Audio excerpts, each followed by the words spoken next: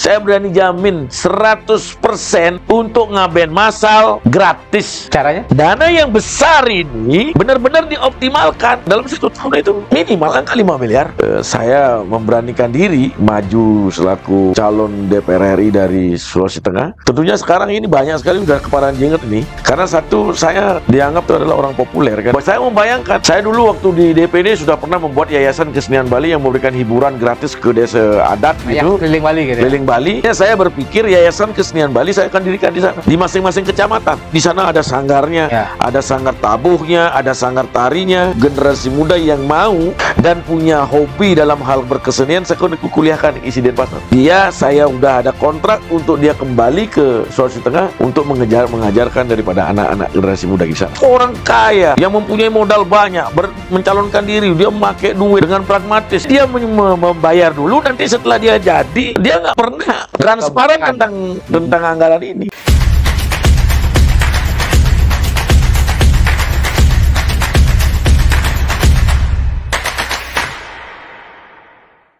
Kembali lagi di channel Hanura Bali Official, dan kali ini kita berkolaborasi dengan channel YouTube Bali 1. Kita akan mengulik kiprah dan perjuangan seorang Lola, ya, yang akrab beliau disapa Lola, Bapak Kadek Arimbawe, Ketua DPD Partai Hanura Provinsi Bali, yang sekarang nyalek di Sulteng, Sulawesi Tengah.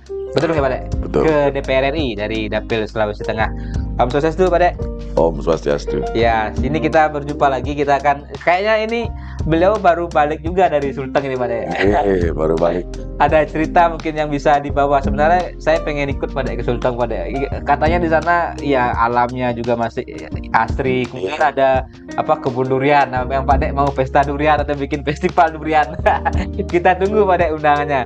Nah, mungkin sedikit cerita Pak Dek, selama beberapa bulan atau mungkin setahun terakhir ini Pak Dek sering bolak-balik ke Sulteng, khususnya di Parigi Motong ya. Yeah. Parigi Motong juga. Apa yang Pak Dek lihat dari sisi kehidupan masyarakat di sana, mungkin juga kondisi alamnya atau hal-hal yang menarik di sana, karena ini juga terus terang kita masih awam lah, belum ada bayangan seperti apa di Sulteng itu, sehingga membuat seorang Pak Kadek Arimbawe atau seorang Lola jatuh cinta mungkin dengan Sulteng, sehingga beliau nyalek dari Sulteng ke DPR RI.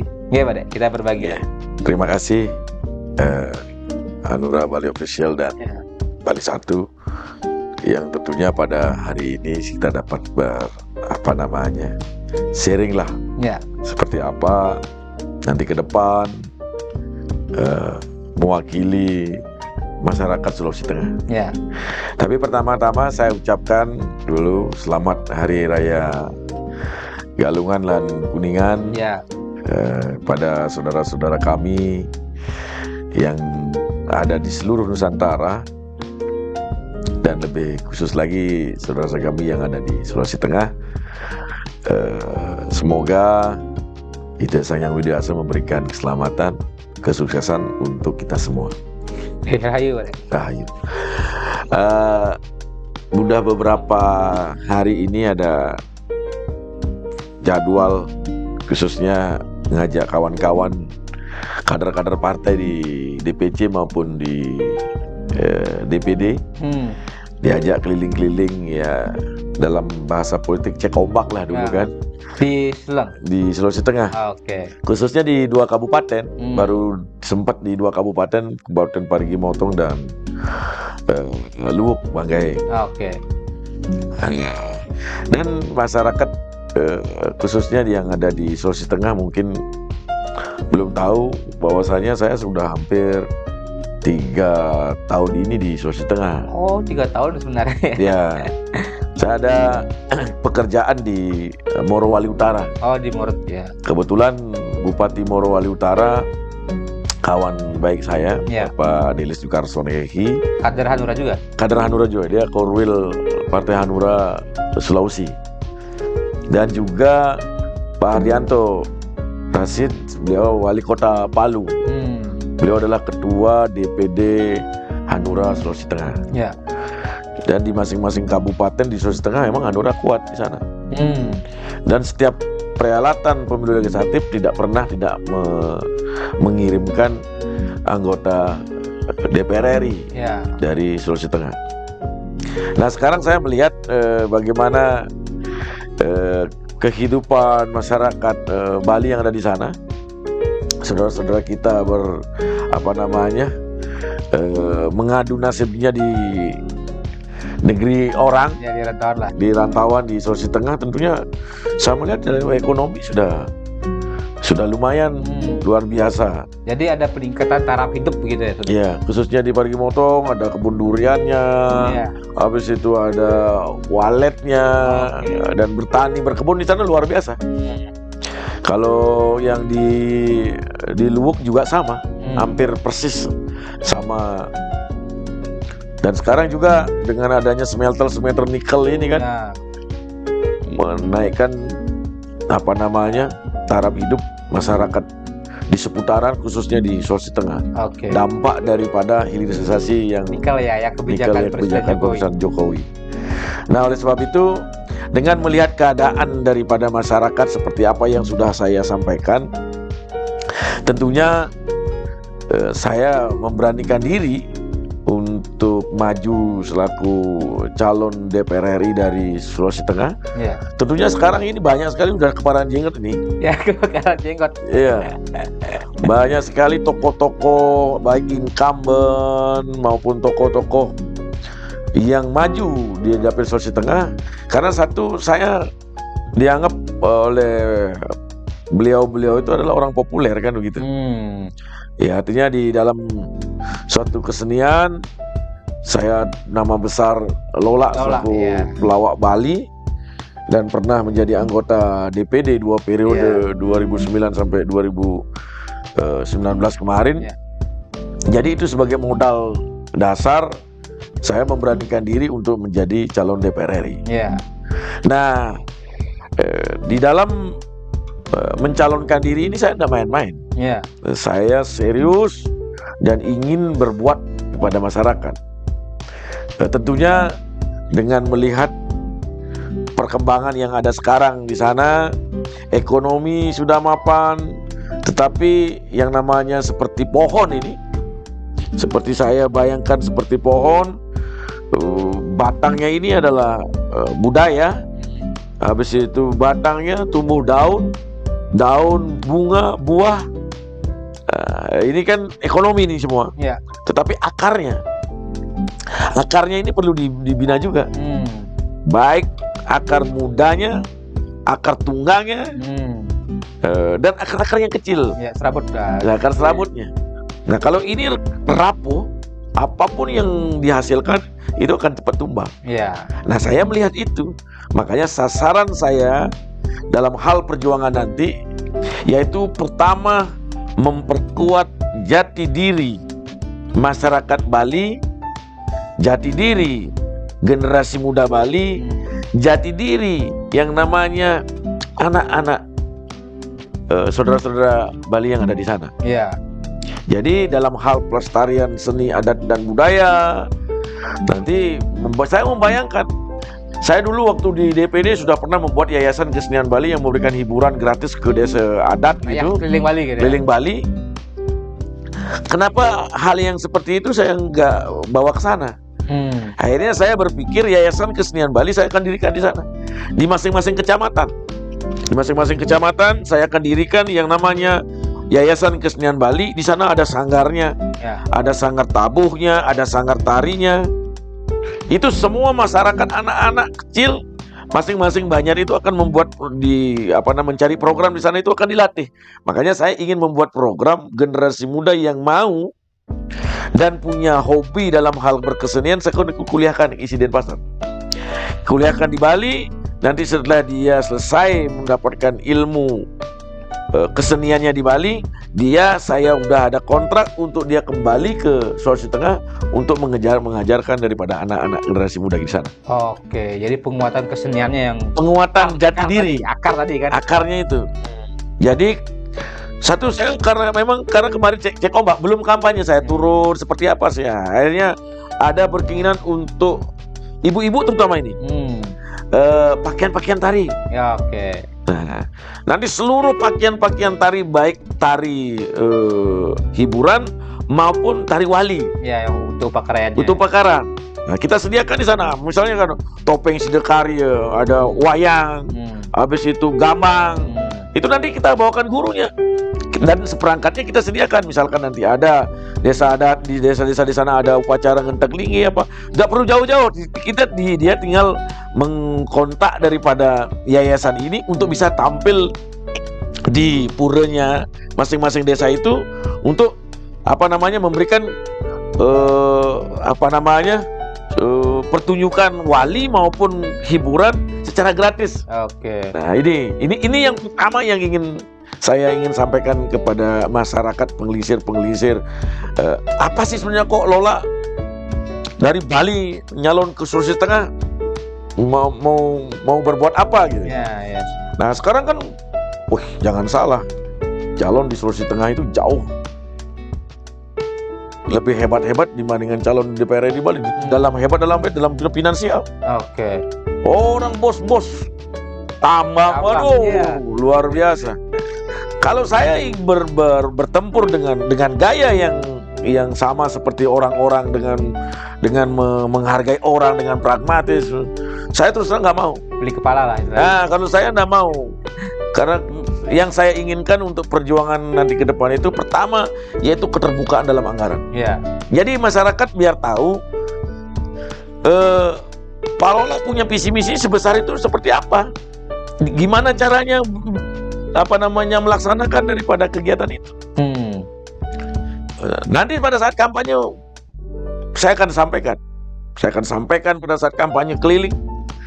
Saya buat program ini, uangnya dari mana? Nah, ini sekarang kita udah lihat Krisdayanti udah bicara, Fahri Hamzah udah bicara, Mahfud MD udah bicara tentang transparansi ini. Uang resesnya dapat berapa? Wah, itu uang banyak sekali, bermiliar-miliar. Nah, kalau saya mau itu dalam satu kabupaten barang 3 kabupaten nggak sampai uang 500 juta itu udah bisa dapat pakaian tari berapa itu semua. Tadi sudah clear sebenarnya. Sudah clear udah semua. Kalau ada kemauan gitu loh. Hanya dalam sekali program. Sekali program aja kita udah bisa membuat suatu sanggar seni. Habis itu dengan ada alat-alat gamelannya juga di sana. Udah anak-anak mencari jadwal bagaimana kita melihat Banjar ini orang tuanya datang ke sanggar mengantarkan anak-anaknya ditinggal. Anak-anaknya berketerampilan, tidak hanya main gadget terus, ya kan? Main handphone terus dia memadam. Gimana bahagianya orang tua melihat anak-anaknya melestarikan seni dan budaya yang memang itu menjadi dasar pokok untuk pelaksanaan upacara-upacara gitu. Ya, jadi walaupun mereka tinggal di rantauan, tapi tadi akar tadi kan tidak boleh tercerabut atau akar tadi tidak boleh misalnya berganti kan begitu. Iya. Makanya bagaimanapun suburnya batang, bagaimanapun lebatnya daun, bunga dan buah, itu akan tumbang jika akarnya tidak kuat. Akarnya itu akar adat dan budaya. Jati diri. Jadi orang Bali boleh tinggal di mana saja, boleh tinggal di luar negeri, tapi jati diri kebalian itu yang akan membedakan mereka. Yang akan membuat mereka, saya orang Bali walaupun bukan tinggal di Bali kan begitu. Nah, makanya kan ada apa kan ada ke orang kan gitu, visi misi apa kan, tapi ngidangnya bisanya dari mana? Makanya dijelaskan kepada masyarakat, ini haknya masyarakat. Apa saja itu? Ini dana reses, ada kundapil, ada apanya ini? Ada kunjungan komisi, kunjungan praksi di referensi sosialisasi MPR yang saya jelaskan ini uang tunai yang diterima oleh anggota dewan. Jarang orang. Nah, sekarang saya berani menyampaikan, ada orang kaya yang mempunyai modal banyak, mencalonkan diri, dia memakai duit dengan pragmatis, tapi dia nggak menyampaikan ini. Artinya apa? Artinya dia membayar dulu, nanti setelah dia jadi, dia nggak pernah transparan tentang anggaran ini. Nah, kalau saya ingin mengajak masyarakat, pertama masyarakat harus tahu ini uangnya dari mana, apakah ini adalah haknya masyarakat. Nah, ini kita jelaskan. Saya ketemu ini sama seluruh beberapa tokoh-tokoh masyarakat, saya sampaikan seperti itu. Tokoh masyarakat, saya baru tahu loh Pak Kadek. Ternyata DPR kayak begini. Oh ternyata ada uangnya begini-begini. Inilah. Nah dana-dana yang seperti ini memang haknya masyarakat.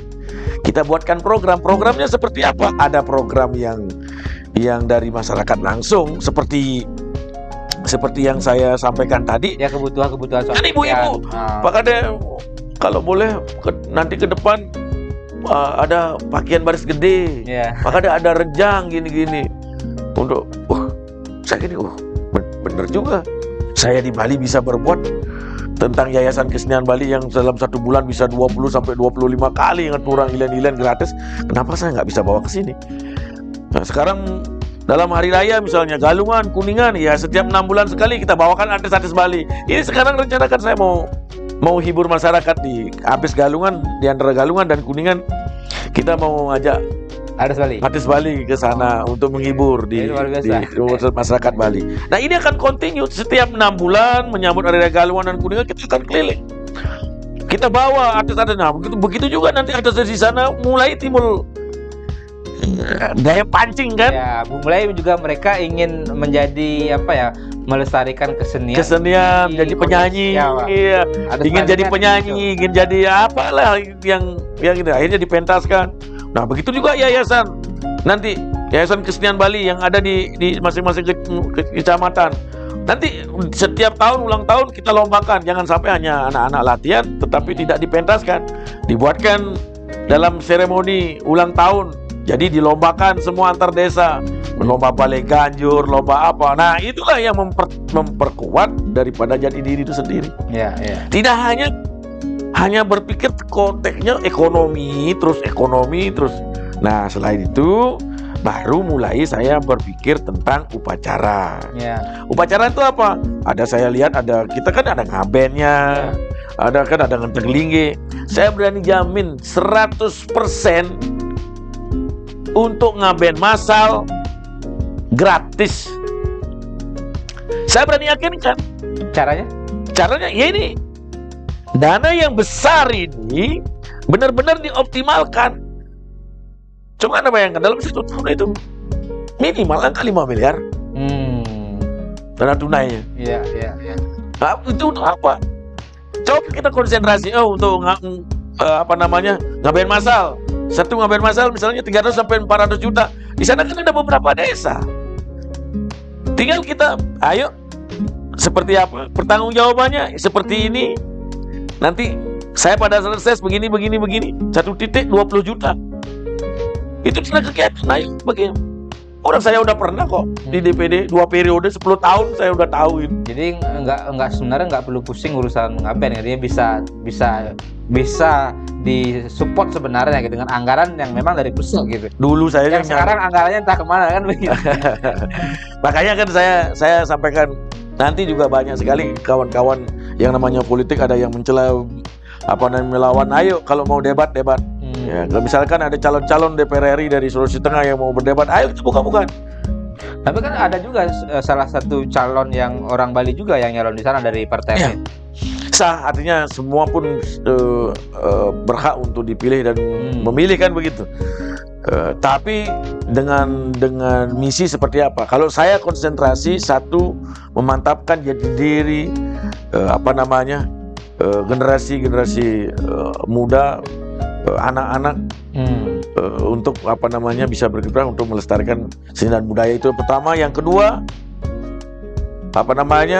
membuat program ngaben ngenteng lingge itu akan disupport oleh anggaran dari yang saya dapatkan di parlemen dalam bentuk dana tunai. Nah, tapi kan tadi Pak Dek, ada yang juga meragukan begitu, seorang Lola yang ketua DPD Hanura Bali kenapa ke Sulawesi Tengah. Tapi kan Pak Dek sudah jawab dengan perjuangan juga. Mungkin tidak ada yang bisa meragukan apa yang Pak Dek lakukan selama 2 periode di DPD RI dengan perjuangan nyatanya. Nah, untuk lebih meyakinkan lagi, apa yang bisa Pak Dek berikan atau sampaikan? Saya tertarik dengan Sulawesi Tengah semenjak saya kerja di sana.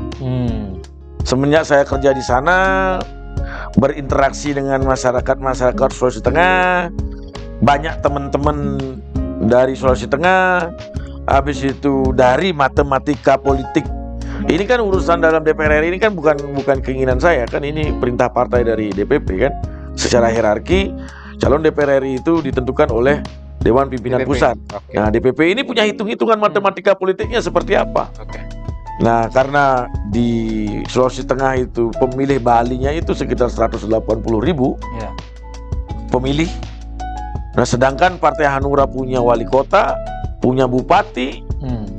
Ini dua Murdaning Jagat Sudah punya. sudah punya modal dasar. Oke. Belum lagi DPR provinsinya, belum lagi DPR kabupatennya. Dan kursinya 7. Nah, sekarang dari 7 kursi ini semua partai satu-satu ini. Tidak dominan begitu. Ini semua satu-satu. Nah, konsentrasi ke Partai Hanura, saya sudah siap lahir batin. Kesiapannya gimana? Pokok dulu perjuangan saya di saudara-saudara kami, saudara di Bali, banyak juga. Kemarin ini ada apa namanya tentang wabah ASF. Ya, nyerang babi itu ya. Belum ada yang berpikir seperti itu. Nah, saya sudah ketemu nih sama kelompok-kelompok peternak. Ayo seperti apa kita ke depan? Ayo kita kumpul. Berarti sebenarnya kalau penggeraan dari sisi ekonominya, penggeraan sektor peternakan babinya selain misalnya untuk kebutuhan masyarakat Bali yang dalam konteks upacara ataupun konsumsi, juga kan dari kebutuhan untuk industri-industri tinggi sekali. Karena ini ada smelter nikel tadi. Itulah yang saya sempat ngobrol sama kawan-kawan saudara peternak di sana kan, di Parigi Motong, di Luwuk, juga sama. Kemana kita bawa? Oh, kalau begini, saya ada bupati di Morowali Utara semua GNI, smelter nikel itu pas memerlukan babi begitu banyak. Nah, bagaimana caranya nanti?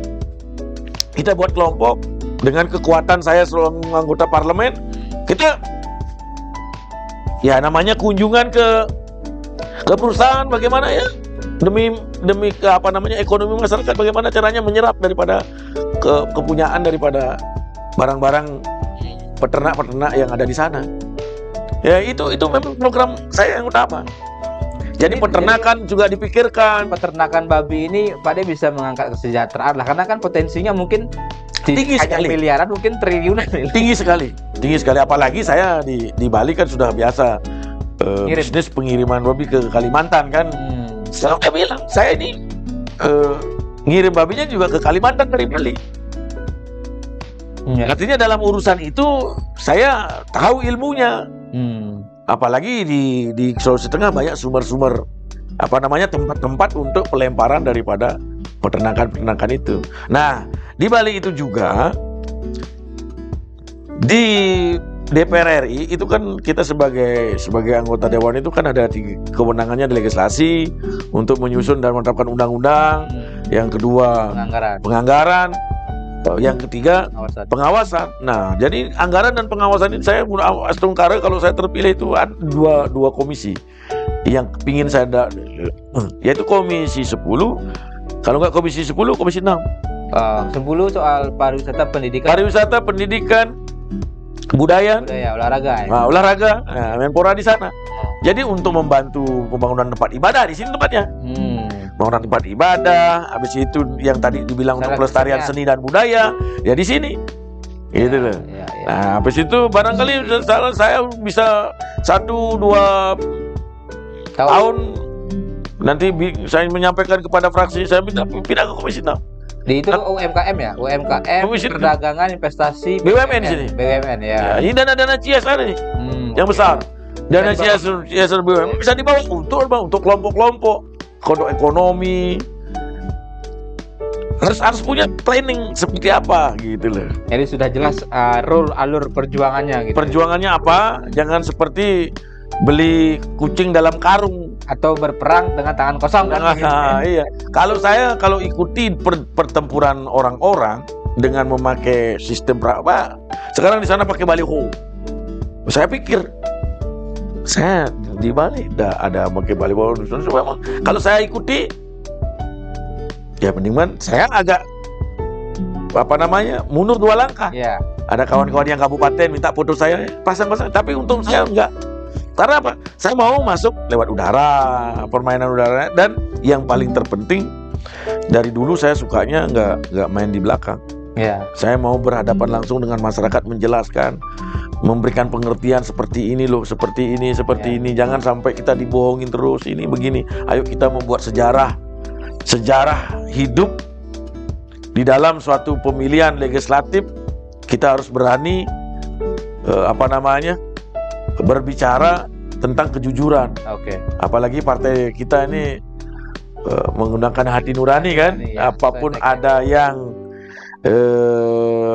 di pusat yang sebagai kepanjangan tangan bahwa itu adalah haknya masyarakat, ya kasih tahu. Ya, sesuai dengan tagline-nya Hanura kan, berpihak pada daerah. Pada daerah. Yang ditegaskan Pak Ketum, Pak Oso. Ya. Jadi itulah tekad saya.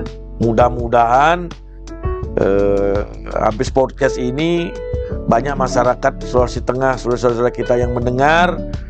Di situ jangan didiamkan di handphone, langsung kirimkan ke saudara-saudaranya, viralkan bahwasanya saya IKD Arimbawa Lolak tidak main-main untuk bisa berkiprah, berbuat untuk saudara-saudara kita di Sulawesi Tengah.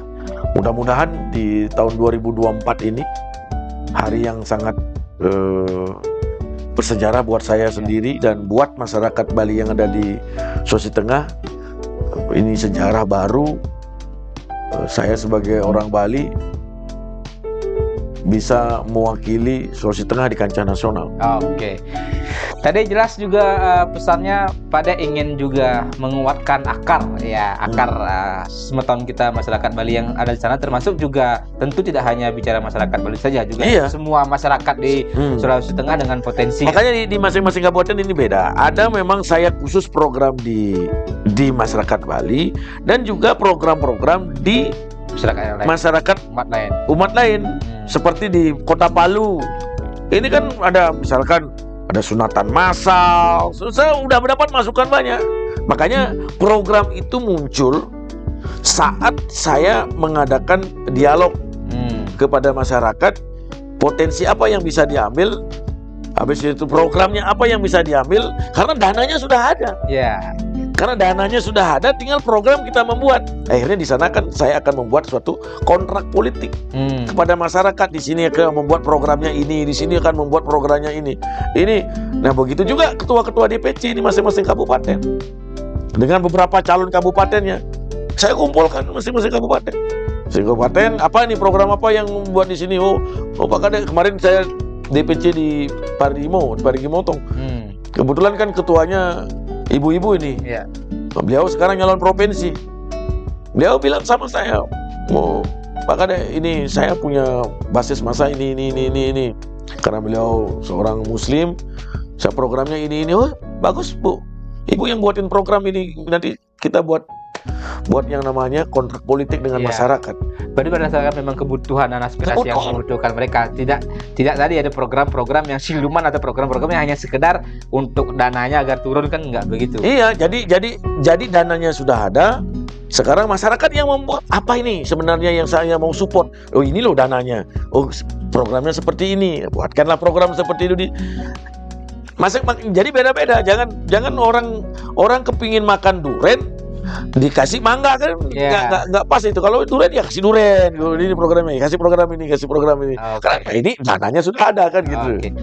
Siap Pak Dek, ini sudah sangat jelas. Nanti kita akan support terus dan kita nantikan juga ide-ide Pak Dek untuk membangun juga potensi di Sulawesi Tengah. Nah tadi juga salah satu yang harus disebutkan adalah soal ternakan babinya ya, bisa menjadi sumber ekonomi. Ya Pak Dek, terima kasih sudah berbagi dengan kita di Hanura Bali Official, juga berkolaborasi dengan YouTube Bali 1. Semoga ini bisa menginspirasi dan jelas pesannya adalah Pak Lola ini bukan kesana dengan tangan kosong ya. Ada yang diberikan nanti program-program, apalagi beliau sudah punya berpengalaman 2 periode dan juga siap buka-bukaan ya. Anggaran di DPR RI, uang-uang apa saja yang didapatkan dan itu memang menjadi hak masyarakat ya, akan diberikan kepada masyarakat karena uangnya sudah ada, tinggal niat baik untuk menyalurkan dengan eksekusi programnya dengan baik juga. Tadi ngapain masalah nggak perlu khawatir, ngenteng linggih juga nggak perlu khawatir, yang umat muslim yang sunan atat masal juga siap difasilitasi. Demikian Pak Dek. Terima kasih. Ya, terima kasih. Salam dari kami dari Bali. Semoga Pak Dek sukses berjaya di Sulawesi Tengah. Salam hati nurani. Salam hati nurani. Terima kasih. Semua ya.